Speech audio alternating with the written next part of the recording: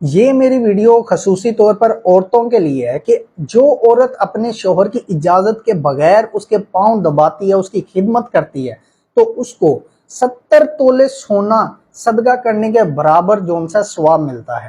اور اگر ایک پاک دامن عورت نماز قائم کرتی ہے، روزہ قائم کرتی ہے اور اس کے ساتھ اپنے شوہر کی خدمت بھی کرتی ہے، تو جنت کے جو سبھی دروازے ہیں اس کے لیے کھول دیے جاتے ہیں کہ تو جس سے چاہے اندر داخل ہو سکتی ہے۔ اور ایک حاملہ عورت کی نماز کا ثواب جو ہے نا دوسری عورتوں سے 70 گنا زیادہ ہوتا ہے۔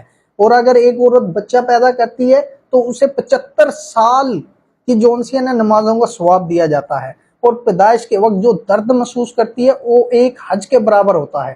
اور اگر کسی عورت کا شوہر جو ہے باہر سے پریشان حال گھر میں آئے تو وہ عورت اس کو تسلی دے کہ کوئی پریشانی کی بات نہیں، اللہ پر یقین رکھو، سب ٹھیک ہو جائے گا، تو اسے ایک جہاد کے برابر ثواب ملتا ہے۔